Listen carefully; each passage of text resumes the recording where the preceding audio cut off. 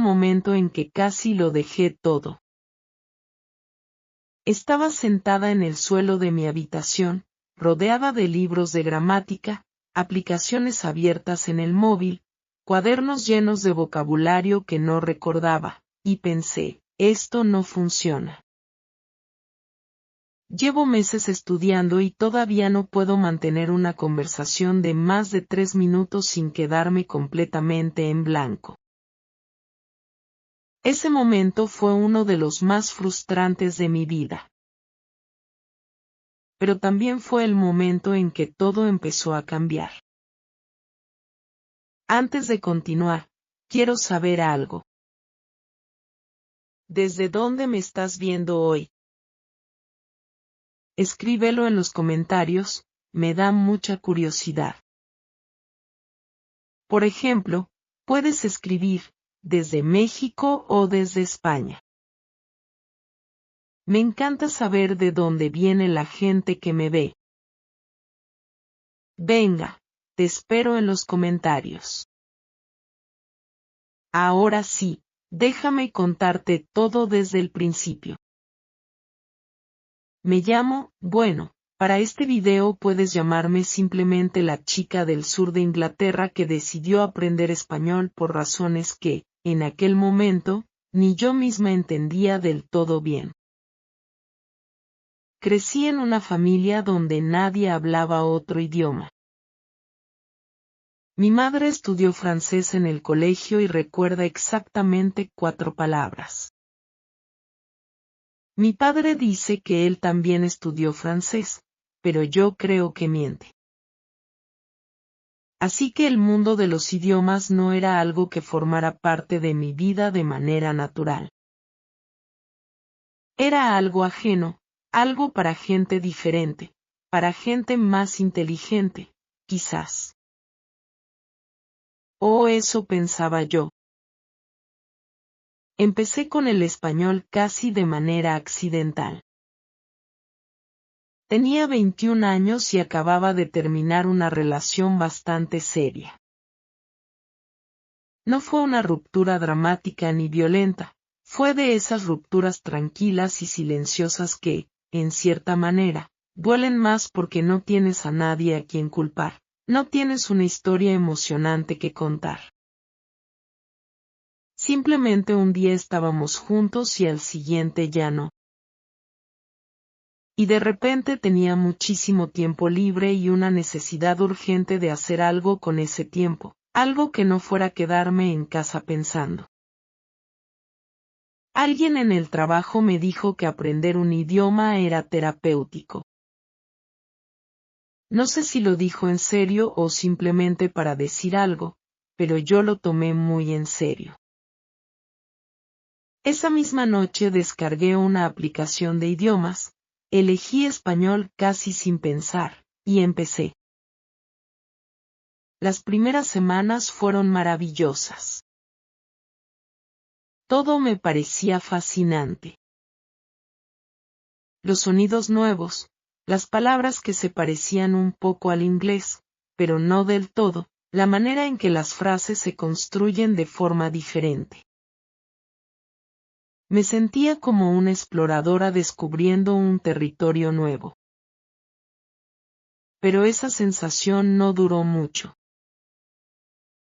Después de las primeras semanas, vino el muro. Ese muro del que habla todo el mundo que aprende idiomas y que yo, con la ingenuidad de principiante, pensé que no me iba a afectar a mí. El muro es ese momento en que ya no eres completamente principiante, pero tampoco eres buena. Entiendes lo suficiente para darte cuenta de lo mucho que no entiendes. Es una sensación horrible. Como estar atrapada en tierra de nadie. Yo tenía el vocabulario básico. Podía presentarme, podía pedir comida en un restaurante, podía decir que tenía calor o frío. Pero en cuanto alguien me hablaba a velocidad normal, todo se desmoronaba. Mi cerebro intentaba procesar las palabras, pero, para cuando entendía la primera frase, la persona ya iba por la tercera. Era desesperante. Probé muchas cosas durante ese periodo. Clases particulares con una profesora por videollamada. La profesora era muy amable y muy paciente, pero las clases me costaban dinero que realmente no tenía en ese momento de mi vida. Además, sentía que aprendía cosas en la clase que luego se me olvidaban completamente antes de la siguiente. Era como llenar un cubo con un agujero en el fondo. También probé grupos de conversación. Había uno que se reunía los jueves por la tarde en una cafetería del centro.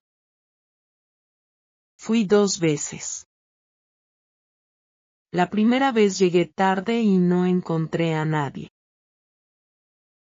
La segunda vez sí llegué a tiempo, me senté con el grupo, intenté participar, y fue tan vergonzoso que no volví.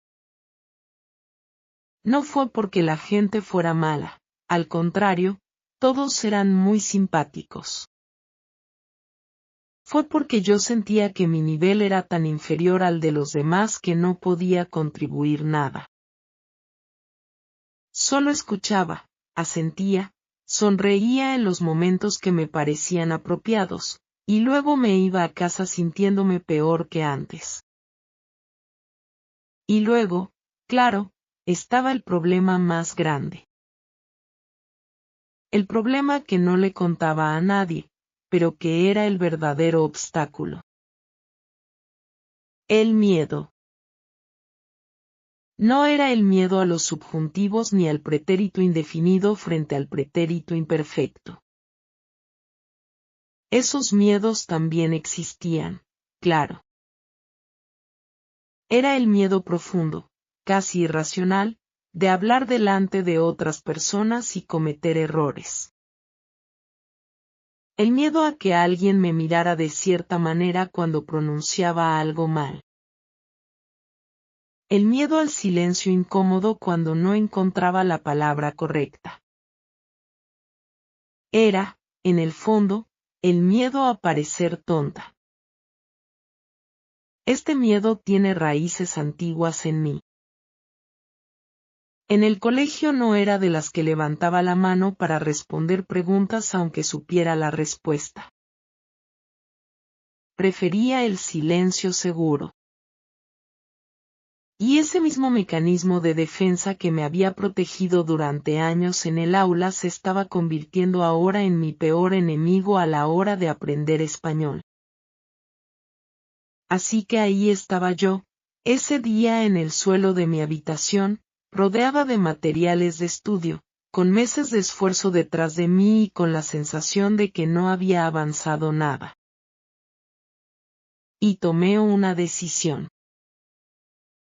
No fue la decisión de dejarlo, aunque estuve muy cerca, sino la decisión de cambiar completamente mi enfoque, dejar de hacer lo que no funcionaba y encontrar algo que sí funcionara para mí, específicamente para mí, con mi carácter, con mi vida, con mis miedos.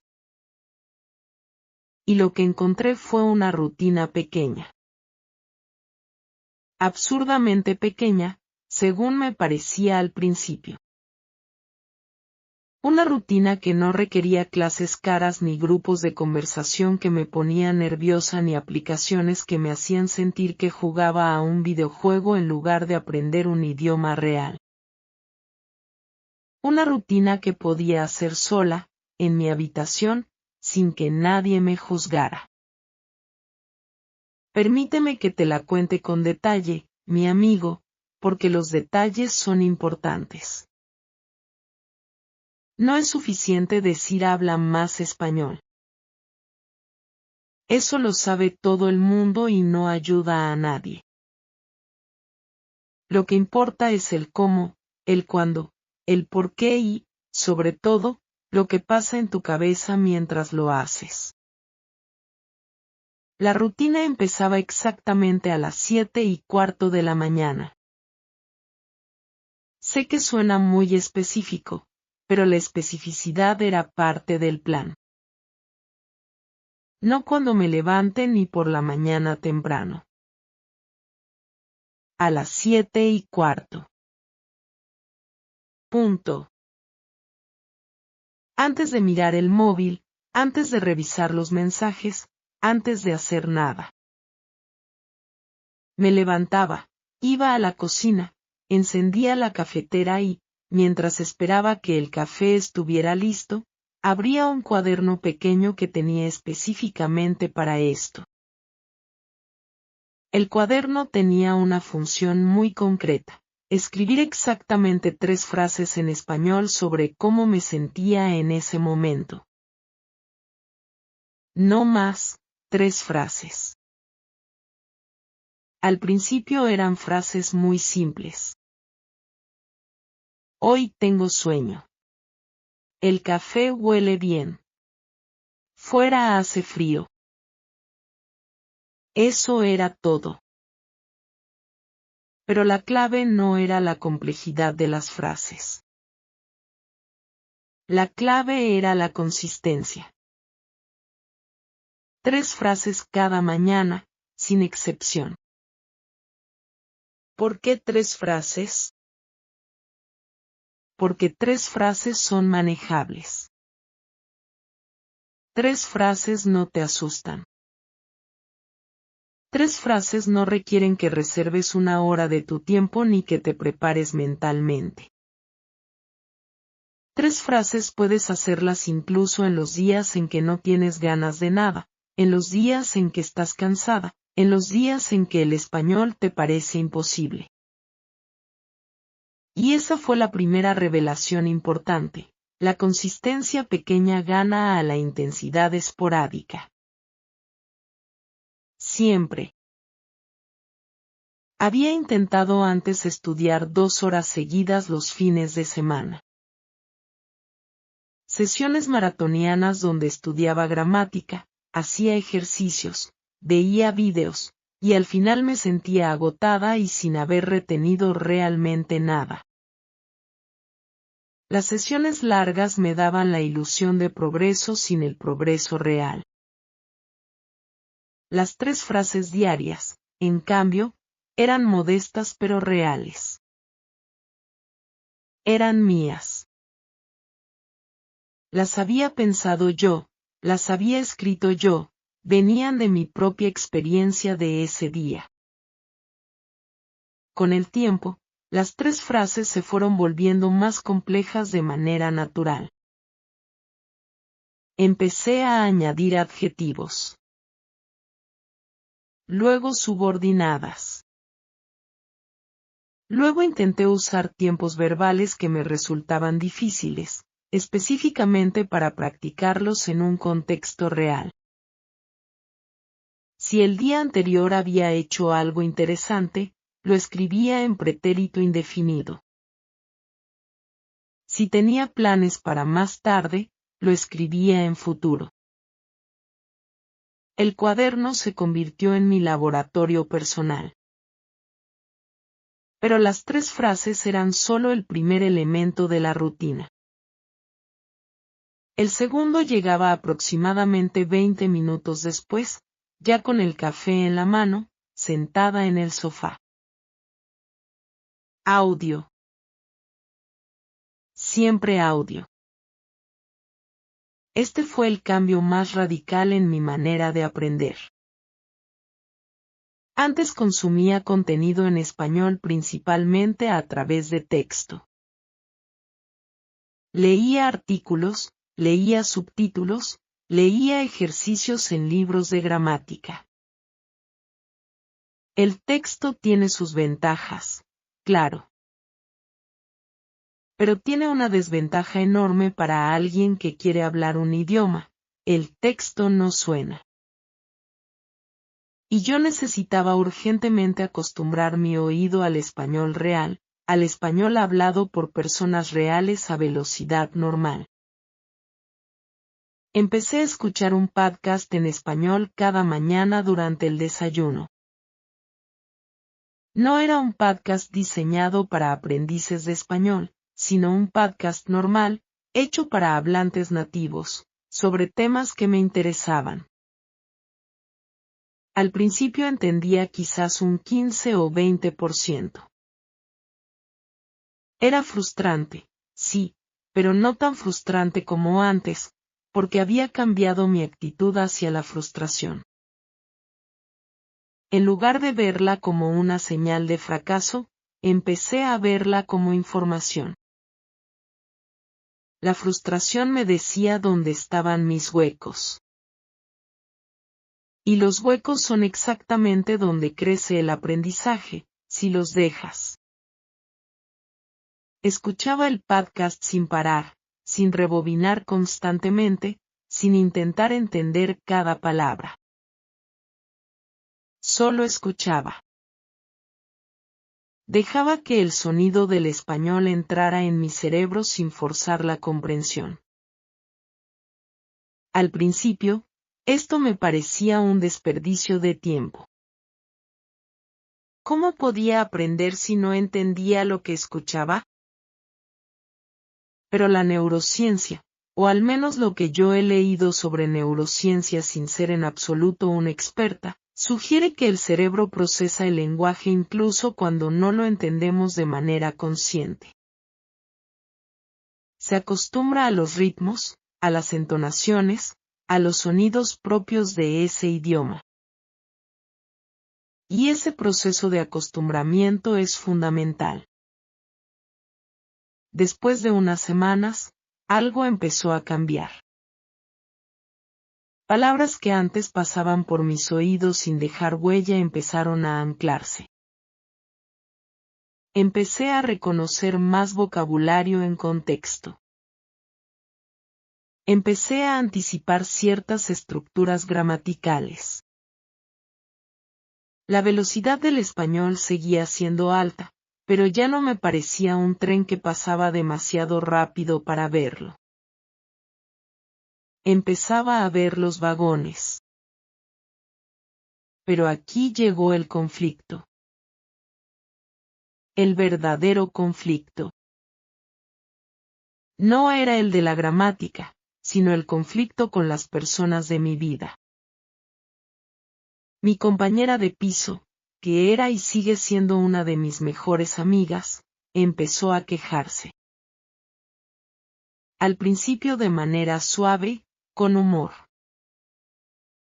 ¿Otra vez ese podcast en español de la mañana? Y yo me reía y lo quitaba. Pero después las quejas fueron más directas. Le molestaba escuchar el audio mientras ella intentaba despertar en paz. Decía que el español tan temprano le ponía de mal humor. No lo decía con crueldad, era una persona razonable, pero el efecto era el mismo. Yo empezaba a sentir que mi rutina molestaba, que era un problema y que debía esconderla o reducirla. Esta es una situación que creo que mucha gente reconoce cuando empieza a hacer algo nuevo y positivo para sí misma. El entorno, incluso el entorno afectuoso, puede resistirse al cambio. No siempre por malicia, a veces, simplemente porque el cambio en una persona altera la dinámica de una relación o de un espacio compartido. Mi compañera estaba acostumbrada a cierta manera de vivir juntas, y yo estaba alterando esa manera. Durante unas 3 semanas viví con ese conflicto sin resolverlo bien. Usaba auriculares, lo cual solucionaba el problema técnicamente, pero me generaba una sensación extraña de tener que esconder algo que era completamente inocente. También hubo días en que directamente no escuchaba el podcast porque no quería crear tensión. Y cada vez que saltaba un día, me costaba más volver al día siguiente. La rutina empezaba a romperse. Y con la rutina, el progreso empezaba a flaquear. Sé que puede parecer un problema pequeño desde fuera. Auriculares. Problema resuelto. Pero el problema más profundo era la sensación de que mi aprendizaje era una carga para alguien a quien quería. Y cuando algo que haces se convierte en una fuente de culpa, es muy difícil seguir haciéndolo con la misma energía y convicción. Tuve una conversación con mi compañera. Una conversación de verdad, sin rodeos.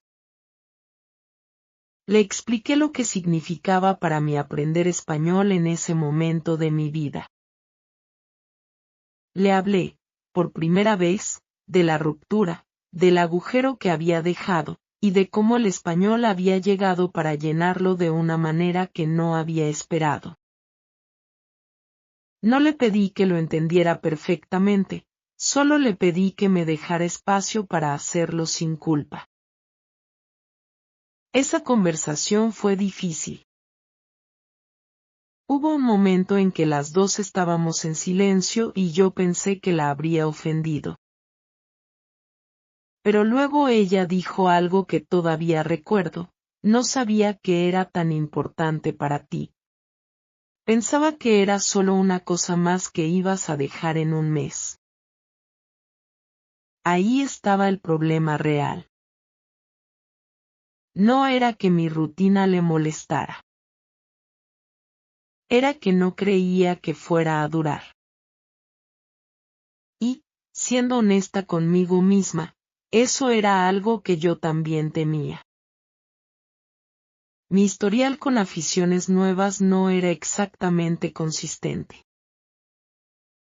Había empezado con el yoga, el dibujo, la guitarra y la meditación.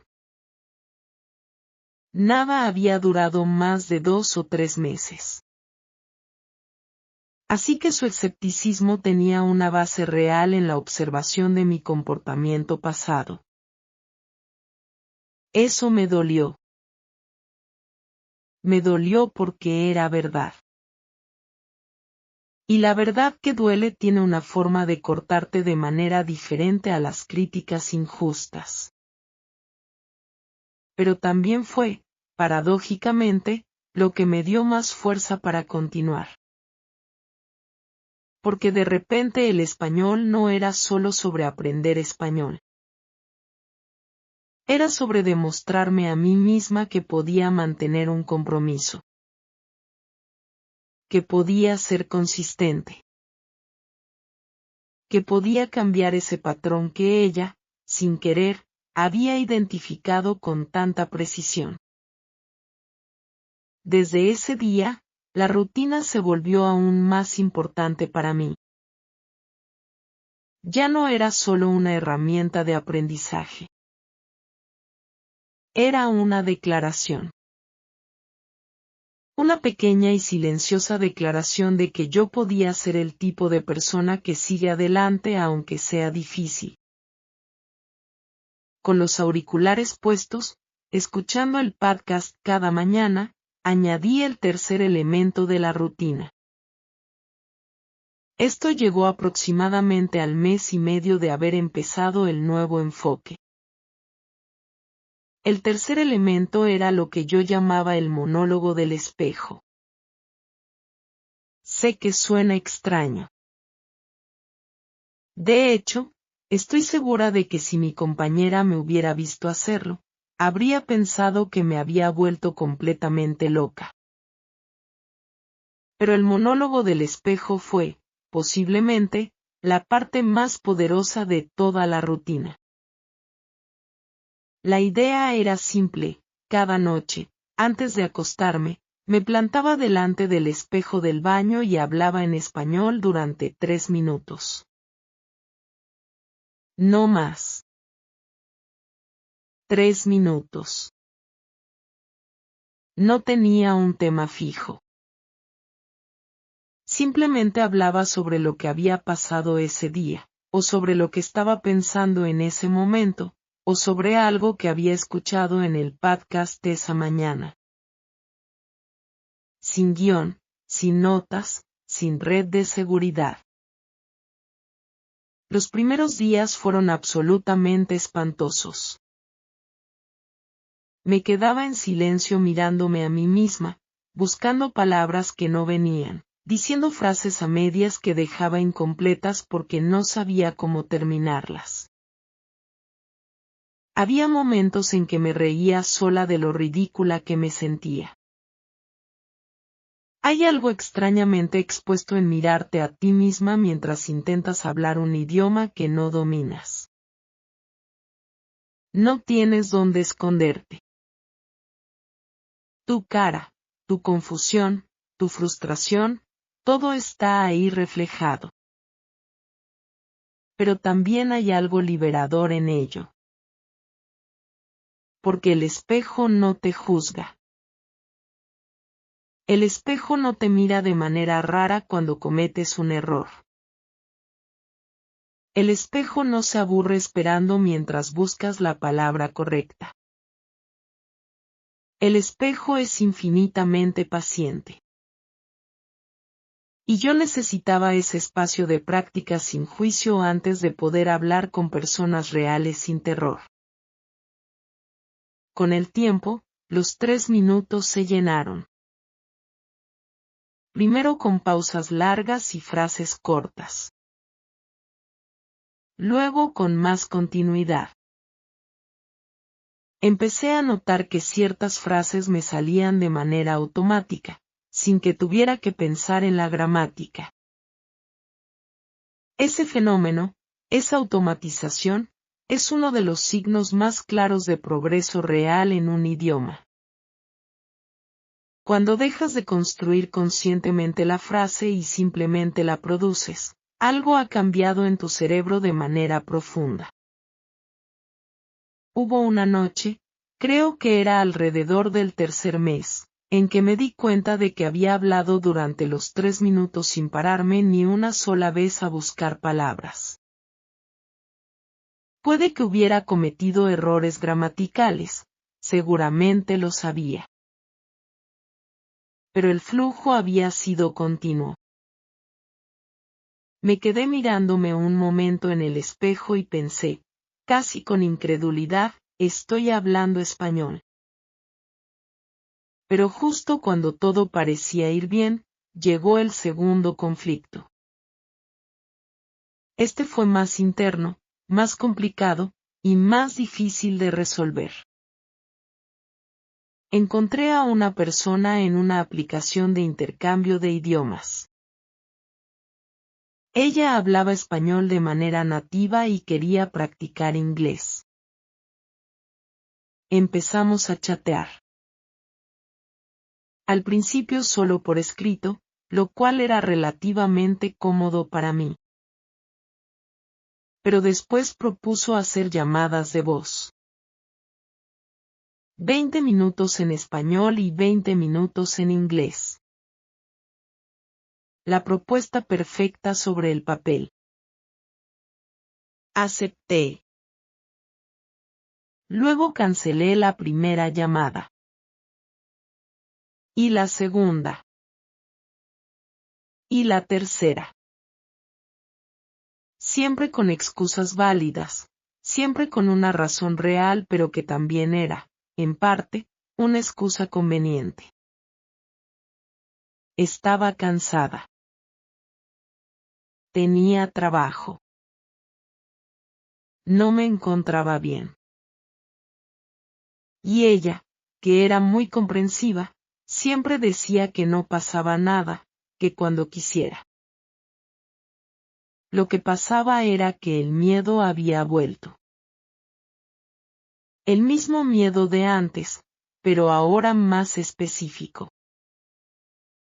Antes era el miedo abstracto a cometer errores. Ahora era el miedo muy concreto a cometer errores delante de una persona real, una persona que hablaba español perfectamente, una persona que iba a escuchar mis tropiezos y mis silencios. El monólogo del espejo me había dado fluidez. Pero el espejo no habla. El espejo no te interrumpe. El espejo no cambia de tema de repente. El espejo no usa expresiones coloquiales que nunca has escuchado. El espejo es un entorno controlado, y la vida real no lo es. Estuve semanas en ese limbo. Avanzando con la rutina, mejorando con el monólogo del espejo, pero incapaz de dar el paso hacia la conversación real. Y empecé a preguntarme si la rutina, tal como la había diseñado, tenía un techo. Un punto hasta donde me podía llevar, pero no más allá. Lo que me sacó de ese limbo fue, curiosamente, un error que cometí por accidente. Un día, en el trabajo, estaba en una reunión virtual. Había una persona nueva en el equipo que, según su perfil, hablaba español como idioma nativo. Al final de la reunión, sin pensar, sin prepararme, simplemente porque era el momento y porque algo dentro de mí actuó antes de que mi cerebro pudiera vetarlo, le dije en español: es un placer conocerte. Espero que te guste el equipo. El silencio que siguió fue de exactamente 2 segundos. 2 segundos en los que yo me arrepentí completamente de lo que acababa de hacer y quise que el suelo me tragara. Luego ella sonrió, en la pantalla, una sonrisa grande y genuina, y respondió en español: muchas gracias. No esperaba escuchar español aquí. ¿Dónde aprendiste? Tuve que responder. No había opción de retroceder. Así que respondí. En español. Torpemente, con alguna pausa, con alguna construcción un poco rara. Pero respondí. Ella me respondió. Y tuvimos una pequeña conversación de 4 o 5 minutos que, desde fuera, probablemente parecía muy normal, pero que para mí fue casi como cruzar un río a nado. Al final de la reunión me quedé sentada frente al ordenador con el corazón acelerado, pero también con algo más. Con una sensación que no había sentido antes en relación con el español. Orgullo. Orgullo pequeño, discreto, pero real. Esa misma noche escribí en mi cuaderno de las 3 frases matutinas, pero esta vez escribí más de lo habitual. Escribí una página entera sobre lo que había pasado, en español, con todos los errores que cometí y todas las palabras que no encontré. Y luego llamé a la chica de la aplicación de intercambio de idiomas y le dije que estaba lista para la llamada.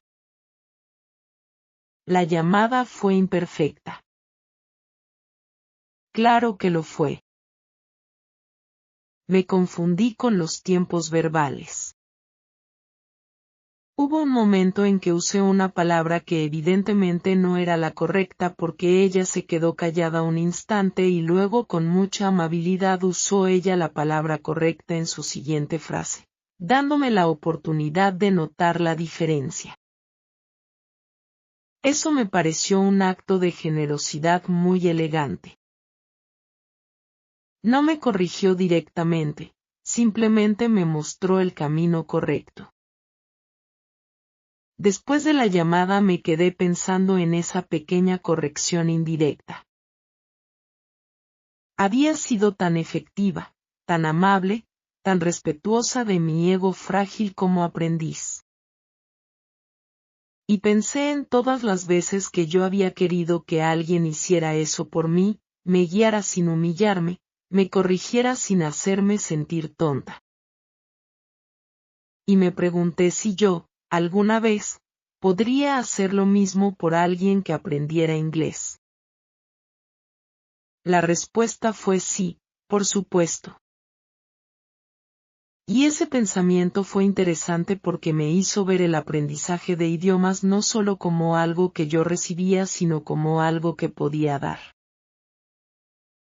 Ese fue el cuarto elemento de mi rutina, aunque llegó mucho más tarde y de manera más orgánica que los otros tres.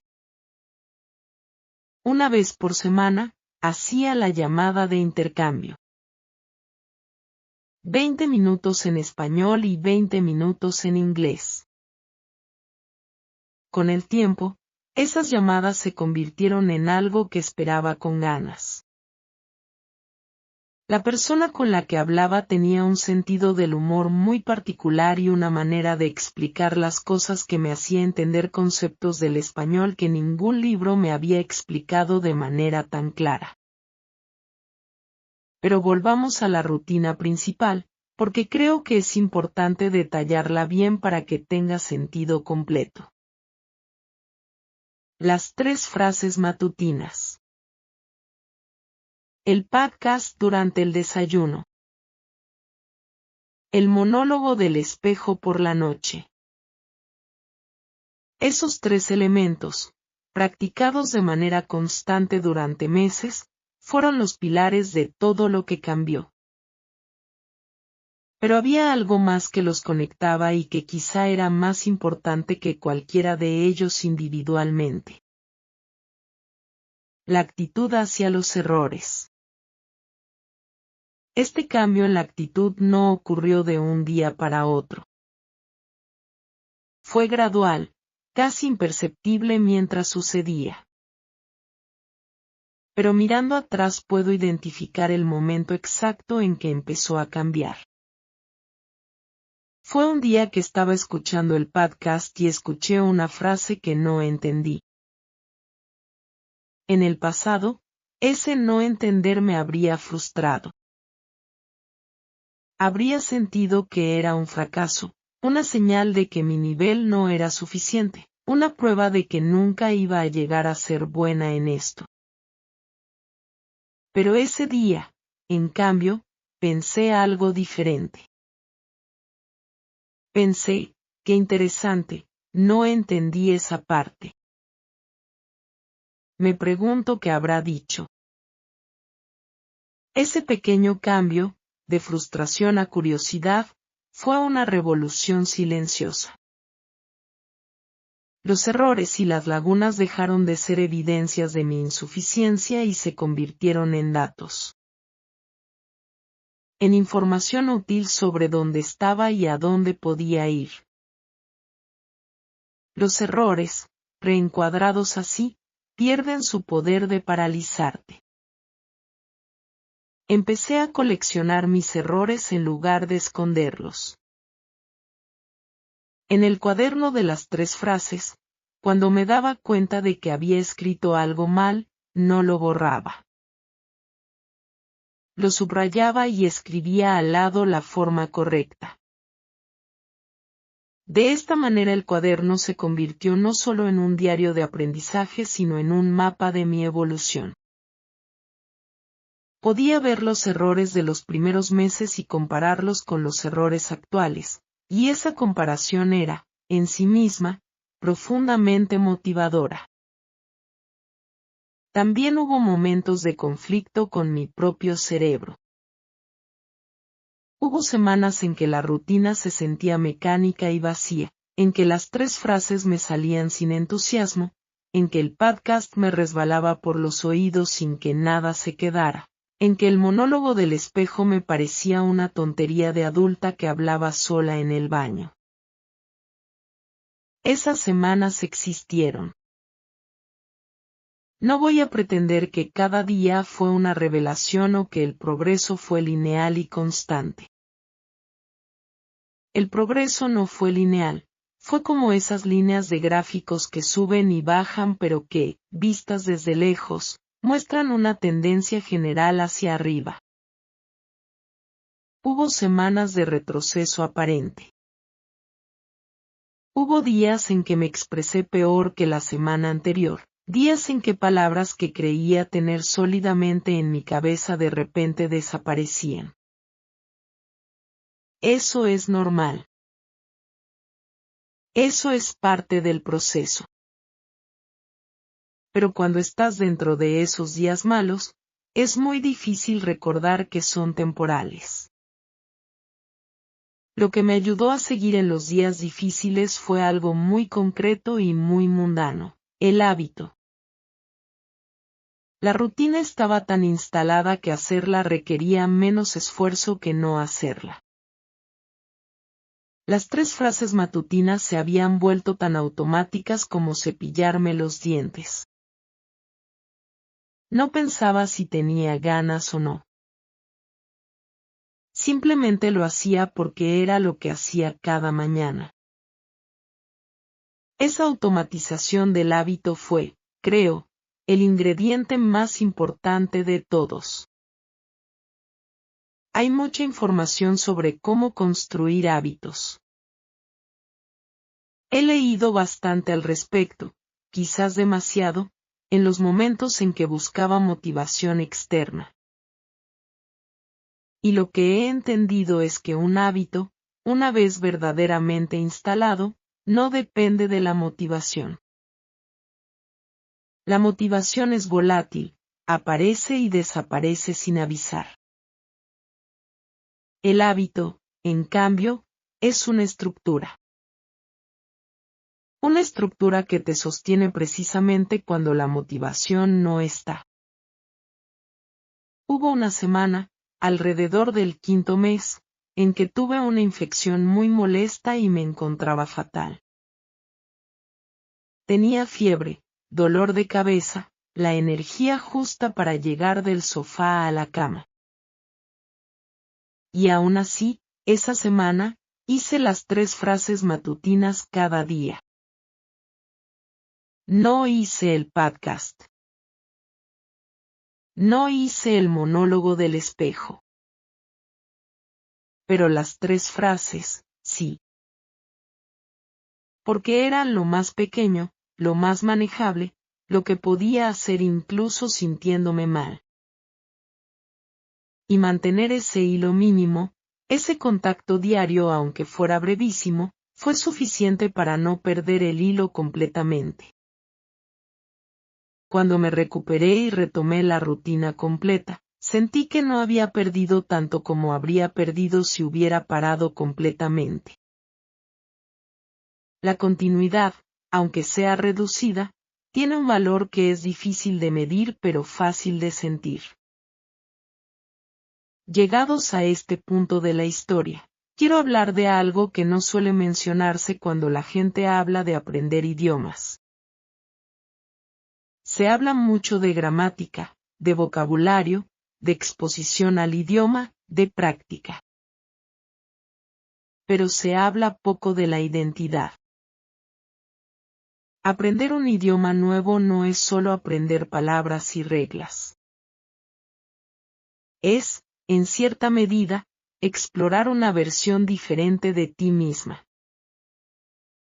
Cuando hablo español, no soy exactamente la misma persona que cuando hablo inglés. No porque me transforme en alguien completamente diferente, sino porque cada idioma tiene su propio ritmo, su propia manera de relacionarse con el silencio y su propia forma de expresar la emoción. El inglés, al menos el inglés que yo hablo, tiende hacia la ironía, hacia el humor indirecto, hacia una cierta distancia emocional que es cultural tanto como lingüística. El español que he ido aprendiendo me invita a ser más directa, más cálida, más expresiva. Eso al principio me resultaba extraño. Sentía que al hablar español estaba actuando, que estaba interpretando un papel. Pero con el tiempo me di cuenta de que no estaba actuando. Estaba ampliando. El español no me estaba reemplazando. Estaba añadiendo una capa nueva, una perspectiva nueva, una manera adicional de estar en el mundo. Eso cambió mi relación con el aprendizaje de manera profunda. Dejé de ver el español como una habilidad que estaba intentando adquirir y empecé a verlo como una parte de mí que estaba creciendo. Y esa diferencia, aunque pueda parecer solo semántica, cambió todo. Porque si el español es una habilidad externa, entonces cuando lo practicas mal estás fallando. Pero si el español es una parte de ti que está creciendo, entonces cada error, cada tropiezo, cada silencio incómodo no es un fracaso. Es simplemente una etapa del crecimiento. Ha pasado ya bastante tiempo desde aquella tarde en el suelo de mi habitación rodeada de libros y de frustración. No voy a decirte que ahora hablo español perfectamente, porque eso no sería verdad y sería una mentira que no te ayudaría en nada. Cometo errores. Todavía hay días en que me confundo con el subjuntivo. Todavía hay expresiones coloquiales que no entiendo hasta que las busco. Todavía hay momentos en que la velocidad de una conversación me supera y tengo que pedir que repitan. Pero hay una diferencia enorme entre donde estaba y donde estoy. Y esa diferencia no se mide principalmente en gramática ni en vocabulario. Se mide en la relación que tengo con el propio proceso de aprender. Ahora, cuando no entiendo algo, mi primera reacción no es frustración sino curiosidad.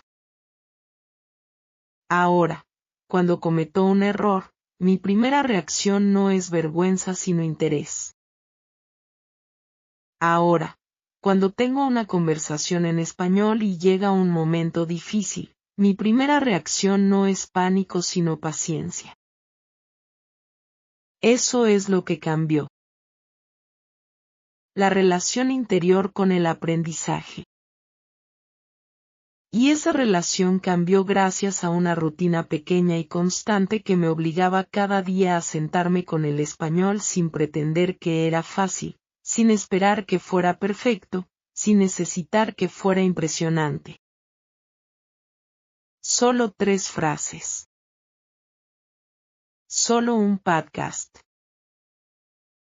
Solo 3 minutos delante de un espejo. Quiero contarte una última cosa antes de terminar, porque creo que es importante y porque, de alguna manera, cierra el círculo de esta historia. Unos meses después de empezar la rutina, fui a visitar a una amiga que vivía en el extranjero. En la ciudad donde ella vivía había una comunidad hispanohablante bastante grande. Un día, paseando por un mercado, escuché a 2 señoras discutir animadamente sobre el precio de algo. Una de ellas, de repente, me miró a mí, que estaba cerca mirando algo en un puesto, y me preguntó algo en español. No me preguntó si hablaba español. Simplemente me habló como si diera por supuesto que sí. En el pasado, ese momento me habría paralizado. Me habría disculpado en inglés con cara de pánico. Pero ese día, respondí en español. Respondí de manera imperfecta, con alguna pausa, con algún error que probablemente ellas notaron y yo no. Pero respondí. Y las 2 señoras continuaron incluyéndome en la conversación durante unos minutos, sobre el precio del tomate, sobre una receta, sobre algo completamente ordinario y completamente maravilloso. Cuando me alejé del puesto, mi amiga me miraba con una expresión que no había visto antes en su cara.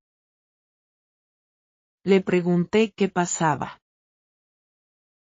Ella dijo, llevo años escuchándote decir que eres mala para los idiomas. Sí. Yo también llevaba años diciéndolo. y durante mucho tiempo lo creí.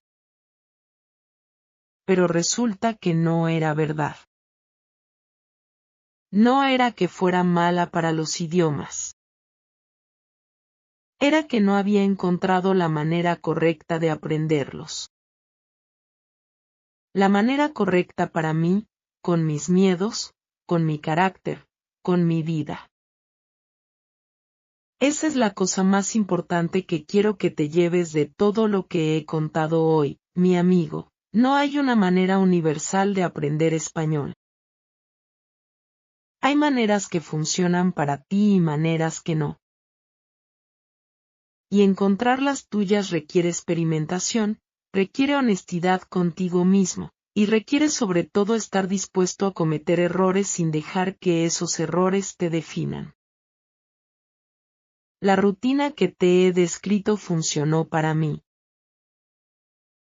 Puede que para ti funcione algo diferente. Puede que tú necesites más tiempo de gramática estructurada, o puede que necesites más conversación desde el principio, o puede que el audio no sea tu mejor canal y el texto sí lo sea. Lo que importa no es copiar exactamente lo que yo hice. Lo que importa es encontrar tu propia versión de 3 frases pequeñas y consistentes cada día. Tu propio hilo mínimo que mantengas incluso cuando la motivación no esté. Porque la motivación va y viene. El hábito, si lo construyes bien, se queda. Y hay una última cosa que quiero decir antes de cerrar, porque sería deshonesto no decirla. Todo lo que he contado hoy, el progreso, la transformación, la chica que responde en español en el mercado, todo eso ocurrió porque un día decidí hacer algo diferente. Pero también ocurrió porque me permití ser imperfecta durante el proceso. Y eso, permitirte ser imperfecta mientras aprendes, es quizás el acto más difícil y más necesario de todo el camino. El español no me eligió a mí. Yo lo elegí a él. En un momento difícil, por razones que tenían que ver con el dolor tanto como con la curiosidad. Y él, de alguna manera, me devolvió más de lo que yo esperaba. No solo palabras y gramática, sino una manera diferente de verme a mí misma, una prueba de que puedo aprender cosas difíciles y una ventana hacia maneras de pensar y de sentir que no estaban disponibles para mí en mi idioma. Si estás aprendiendo español ahora mismo, si estás en ese momento del muro que yo describí al principio, si estás frustrada o frustrado y te sientes en tierra de nadie entre principiante y competente, quiero que sepas algo. Ese muro no es el final.